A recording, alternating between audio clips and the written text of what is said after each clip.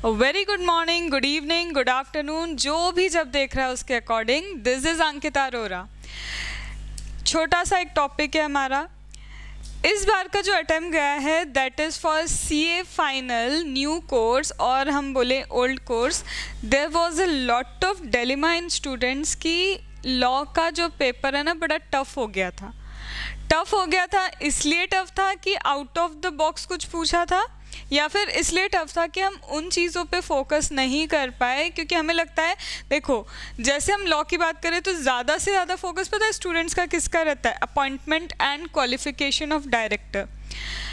दूसरा उनका जो फोकस रहता है अपॉइंटमेंट एंड क्वालिफिकेशन के बाद मीटिंग या फिर मैनेजरियल रेम्यूनरेशन, इन सब पे ही फोकस रहता है। लेकिन ICI कभी भी पहला एक पार्ट था जब ICI ABC एनालिसिस के अकॉर्डिंग चलता था, लेकिन अब ICI को जब भी पेपर टफ करना होगा it would not go with the ABC analysis. उसका जो फोकस रहता है उन सेक्शंस पे रहता है जो हम मेजरली क्या करते हैं, ऐसा सोचते हैं इधर से तो आ ही नहीं सकता। जैसे इंस्पेक्टर के बहुत सारे प्रोविजंस अलग अलग चैप्टर में हमको मिलेंगे। अब हम बोलें तो यहाँ पे कि इंस्पेक्टर से हेल्प ली जा सकती है, एपिलेट ट्रिब्यूनल क्या इंस्पेक्टर या डायरेक्टर कलेक्टर से हेल्प ले सकता है, तो ये एपिलेट ट्रिब्यूनल NCLT के चैप्टर में दिया है, सेक्शन है। We will ignore that section. तो यहाँ पे कई जगह जब हमारा जुलाई अभी ये जो अटेम्प्ट गया है इसमें जो पेपर आया था, ये जो पेपर टफ तो था, नॉट एट ऑल, कोई इसमें कोई डाउट नहीं है, बट दिक्कत यहाँ ये है यहाँ पे वो सेक्शन पूछे थे जिनको हम फोकस करके देखते नहीं हैं। तो आज का वीडियो क्यों है? वीडियो इसलिए कि आपको ये समझाना है कि देखो बहुत सारे स्टूडेंट्स का ना नंबर ऑफ अटेम्प्ट लगते हैं या तो ऑडिट के रीज़न से। When I talk about the first group, जब हम फर्स्ट ग्रुप पे जाते हैं CA फाइनल में, तो नंबर ऑफ अटेम्प्ट का एक रीज़न या तो लॉ होता है या ऑडिट होता है। बहुत रेयर केस होगा कि आपको फिनेंशियल रिपोर्टिंग या फिर SFM क्या करेगा, दुख देगा। तो what is the correct strategy, क्या सही होना चाहिए, कैसे पढ़ना चाहिए, एक एक चीज़ हम यहाँ पे क्या करते हैं एक बार गो थ्रू कर लेते हैं। तो सबसे पहले लॉ पढ़ने का तरीका क्या होना चाहिए, इसी को आप सेम तरीके को ऑडिट के लिए भी एप्लीकेबल कर सकते हो। The same way can be applied equally to the audit also. तो सबसे पहले हम लॉ को समझ ले भाई कि लॉ में इम्पॉर्टेंट क्या है।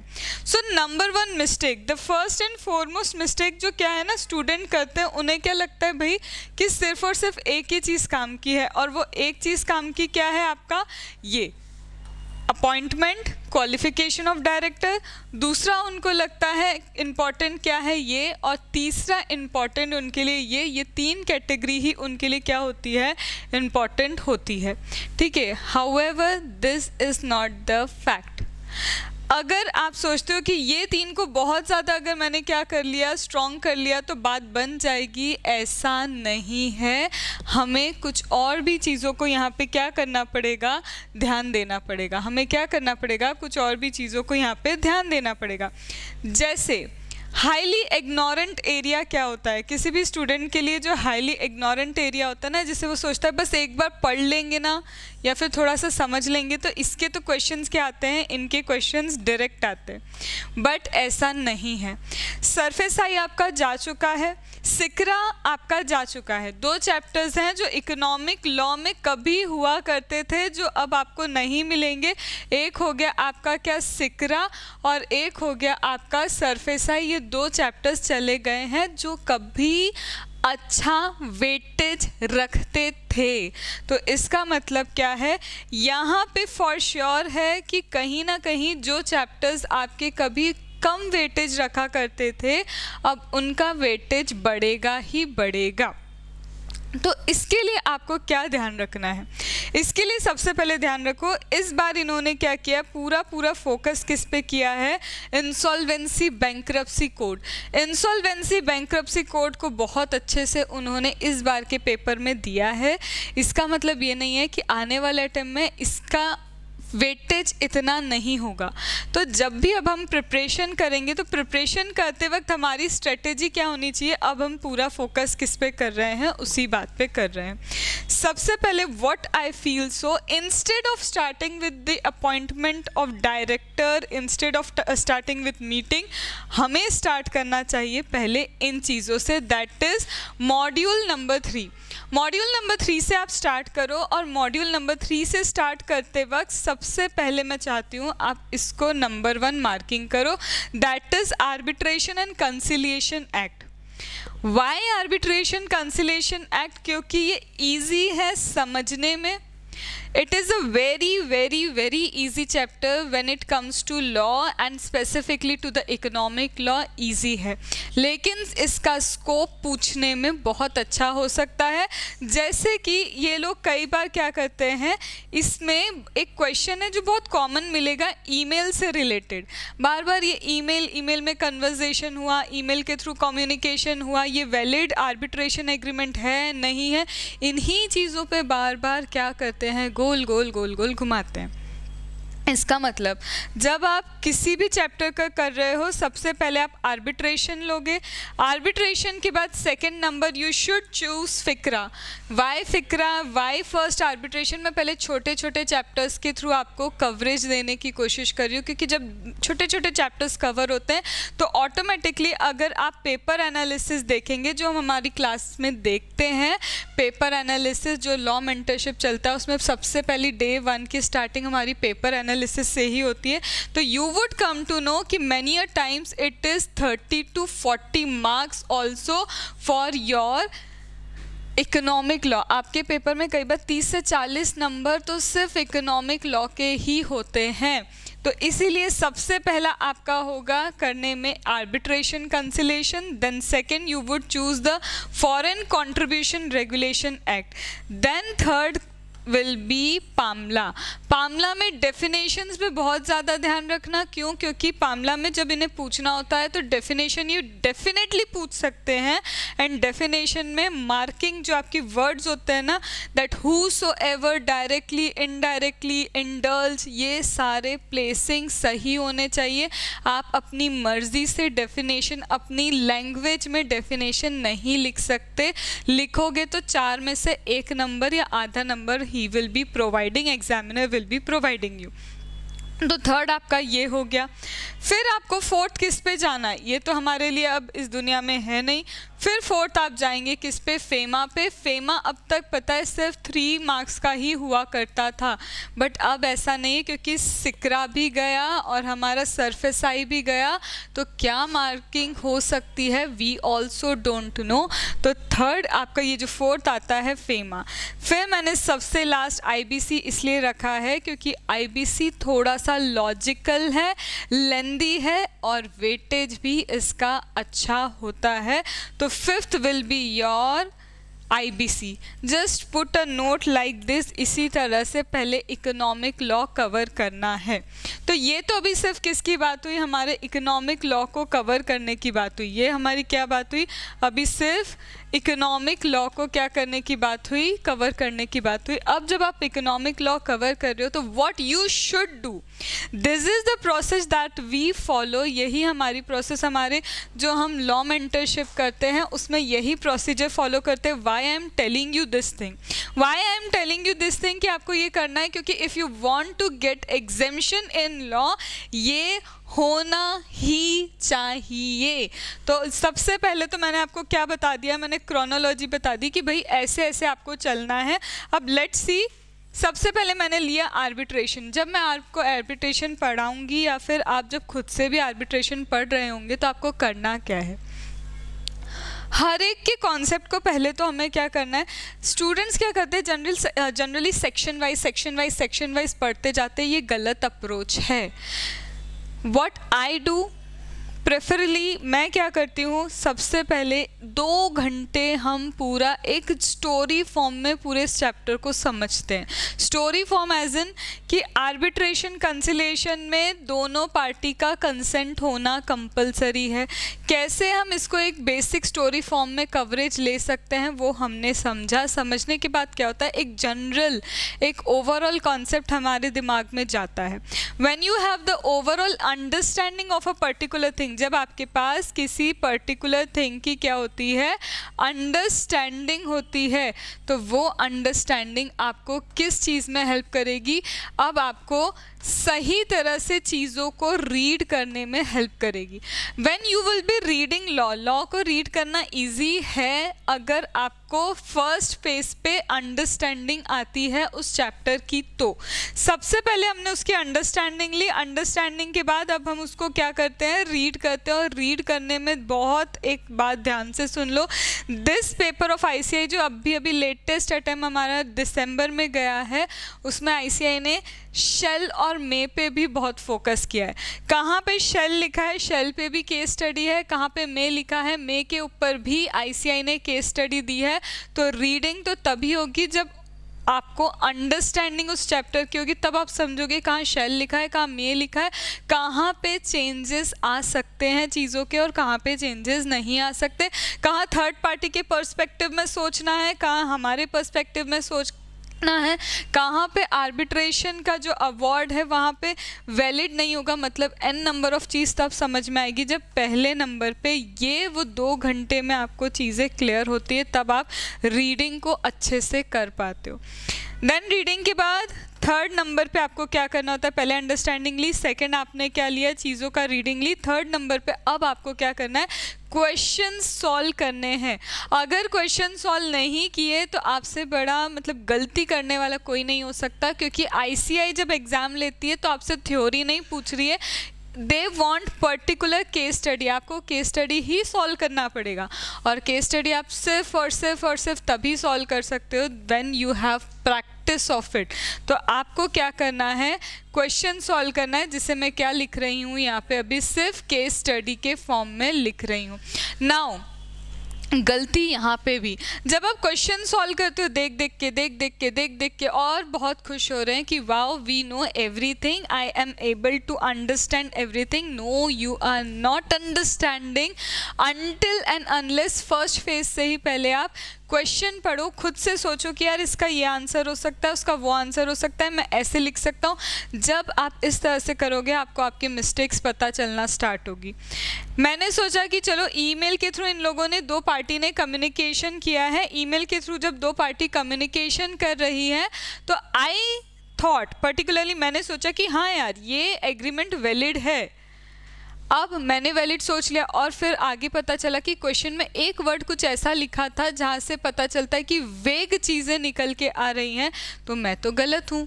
तो इसका मतलब आपको क्वेश्चन पढ़ के पहले खुद आंसर सोचना है, फिर क्या करना है, रीड करना है कि एक्चुअल में आपका आंसर मैच कर रहा है या नहीं कर रहा। इसके बाद एक और जगह जहाँ पे जाके स्टूडेंट्स क्या करते हैं, गलती करते हैं, वो ये है कि आपने क्वेश्चंस को रीड भी कर लिया, ठीक है, आप राइटिंग प्रैक्टिस नहीं करते हो और राइटिंग प्रैक्टिस नहीं करने के चक्कर में ये होगा जब एग्ज़ाम में जाते हैं तो डायरेक्टली हम सोचते हैं कि जिस रेस में हमको दौड़ना है बिना प्रैक्टिस किए हम वहाँ पे दौड़ने की कोशिश करते हैं। इसका मतलब आपको समझ नहीं आता स्टार्ट कैसे करना है, फ्रेम कैसे करना है, पहले प्रोविज़न क्या कहाँ से स्टार्ट करके लिखना है, कैसे उसको क्वेश्चन से लिंक करना है, कैसे उसका इंटरप्रिटेशन बिठाना है, ये सब आपको नहीं आता है, ये सब प्रैक्टिस करनी पड़ती है। तो यहाँ पे 4th नंबर पे एक लेवल तक आपको राइटिंग प्रैक्टिस करनी ही पड़ेगी, नहीं तो काम नहीं बनेगा। This is all these things I am telling based on my experience, based on my teaching for DT, IDT and law mentorship। जो DT, IDT की मैं classes, Zoom live classes I am taking, हम वहाँ पे यही करते हैं, if you think it's an advertisement, not at all, no issues. But yes, for law, for DT and IDT, we do this thing. We do live classes. हम लोग देखते हैं, एक एक चीज़ें जब चेक करते हैं तो यू स्टूडेंट्स देन रियलाइज़ कि अरे हमें लगता था कि हम आंसर तो बड़े सही लिख के आ रहे हैं लेकिन मार्क्स तो आते नहीं. आइदर वी स्टक एक 39, या तो हम 37 पे या 59 पे स्टक हो जाते हैं, हमारी एग्जाम्शन नहीं आती, हम पास नहीं होते, हमारा एग्रीगेट रुक जाता है, हमारे नंबर ऑफ अटैम्प्ट्स है, because you don't know how to write. और जब तक आप लिख के नहीं आ पाओगे तब तक आप पास नहीं हो सकते. इट माइट भी आपके 10 अटैम्प्ट भी हो चुके हों. I have number of students जो बोलते हैं मैम हमारा इतना 5-5 साल निकल चुके, 4-4 साल निकल चुके, the whole sole reason is आपको लिखना नहीं आता. वो बोलते हैं मैम IPCC में तो पास हो गए, क्योंकि IPCC में आपके प्रिसाइज लिखना नहीं देखा जाता था, ये देखा जाता था कि बच्चा अंडरस्टैंडिंग ले पा रहा है या नहीं ले पा रहा है. But when you are at CA final level आपको प्रिसाइसली लिखना पड़ेगा, क्योंकि उसके बाद उनके पास एग्ज़ाम लेने का स्कोप नहीं है. वो आपको छोड़ देंगे कि हमने ICI ने CA बना के छोड़ दिया है. तो दे वांट कि प्रिसाइसली एक इंटेलिजेंट पर्सन, या फिर बोले जो चीज़ों को सही तरह से लिख पाए, कि उसका इंटरप्रिटेशन सही आना चाहिए, वो ढूंढते हैं ये चीज़. तो स्टैंडर्ड डिडक्शन ये सारी चीज़ें तो ठीक हैं, लेकिन आपके लिखने में गलती है, आपको ये एक्सेप्ट करना पड़ेगा.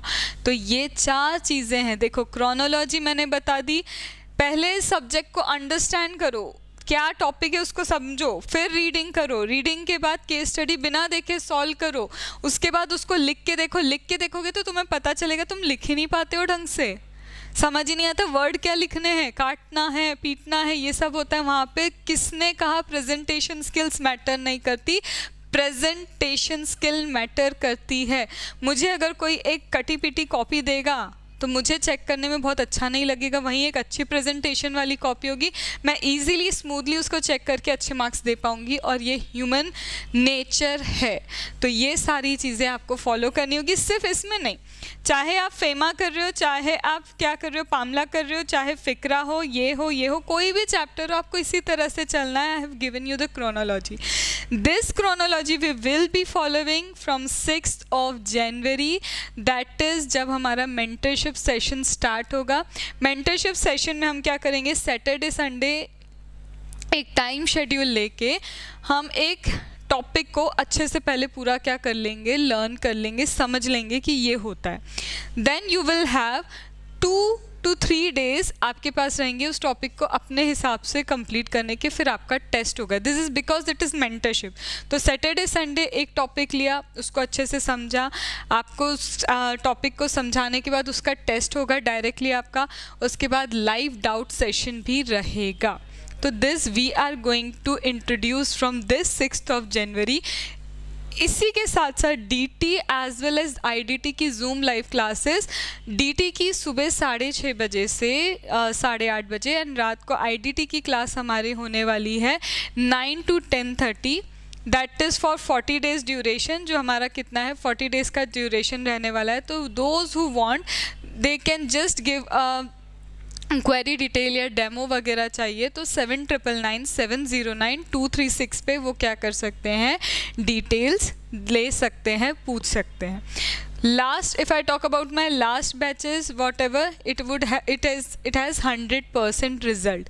Not even a single student has failed just because they know how to write in exam. Because they know how to write in exam, and this theme I'm again going to follow for law also. चलो अब इसके बाद आते हैं हम, इसके बाद ये वाला जो हमारा टॉपिक है, this topic students has highly ignored this topic for this attempt. आपको एक बात समझनी होगी, अगर 2 चैप्टर्स जा चुके हैं, सिकरा जा चुका है, तो यहाँ पे इनके पास एक ही स्कोप रहता है, इसमें से ज़्यादा पूछना. और इसको वो पूछ सकते हैं क्योंकि ये लिस्टेड कंपनी पे LODR लगता है.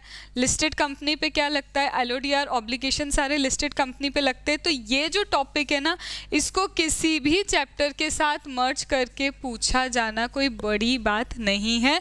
तो यहाँ पे जहाँ जहाँ लिस्टेड कंपनी होगी आपको LODR रेगुलेशंस उसके साथ में हो सकता है क्वेश्चन के साथ मर्ज करके they would ask again in this upcoming attempt. Then talking about this 1992 SEBI, तो सेबी एक्ट में पेनल्टी है, सेबी एक्ट में फॉर्मेशन है, लेकिन आप ये मत सोचना फॉर्मेशन और पेनल्टी पूछ सकते हैं, क्योंकि जब पेपर टफ करना होगा ये वो सेक्शंस पूछते हैं जहाँ पे आप क्या नहीं करते हो, सोचते हो कि ये तो पूछा ही नहीं जा सकता, बट उसी की केस स्टडी आएगी। तो फॉर CA लेवल इस बार के लिए इतना समझ लो कि कहीं पे भी ABC एनालिसिस के भरोसे मत जाना, because even if I am giving you the ABC analysis तो मेरे अटेम्प्ट का कुछ नहीं जा रहा है, it's your 6 months that are going. तो डोंट टेक अ रिस्क कि हम बस क्या कर रहे हैं, आंखें बंद करके ABC एनालिसिस पे चल रहे हैं। आप ABC एनालिसिस के थ्रू स्टडीज़ ज़रूर करो, लेकिन C कैटेगरी को आप इग्नोर नहीं कर सकते। स्पेशली एक चैप्टर में भी जैसे कोई चैप्टर उसमें सेक्शन वाइज भी ABC सेक्शंस होते हैं, तो उसमें C सेक्शन अब तो ऐसा लगता है ज़्यादा इम्पोर्टेंट इनके लिए वो C सेक्शन ही है। इसके बाद हम आते हैं किस पे, इसके बाद आते हैं फाइनली हम, ये रहा हमारा मॉड्यूल नंबर 1। अब ये जो मॉड्यूल नंबर 1 है हमारे ICI का, इसमें आपको सबसे पहले एक्चुअल में क्या करना है, देखो ये तो है ही नहीं कोर्स में, सबसे इजी जो बोले ना तो बहुत इजी होता है हमारे लिए ये वाला chapter, prevention of operation and mismanagement. इसके ज़्यादा क्वेश्चंस नहीं आते हैं, लेकिन जब आता है तो ये भी क्या है, केस स्टडी के फॉर्म में आता है। तो ये आपको क्या करना होगा, सबसे पहले इसमें इसे कवर करना चाहिए, क्योंकि छोटे छोटे चैप्टर जैसे जैसे क्या होते जाते हैं, कवर होते जाते हैं, ऑटोमेटिकली क्या होता है, एक कॉन्फिडेंस लेवल आता है। देन सेकंड पे आपको क्या करना है, सेकंड पे इंस्पेक्शन इंक्वायरी इन्वेस्टिगेशन इंपॉर्टेंट है, इससे आपको कवर करना है। देन थर्ड आप किसको कवर करेंगे, कॉम्प्रोमाइज अमेलगमेशन को कवर करेंगे, क्योंकि देखो ये तो फॉर श्योर है कि क्वेश्चन नंबर 1 जो होगा ना आपका, या तो इससे होगा या तो इससे होगा या इससे होगा।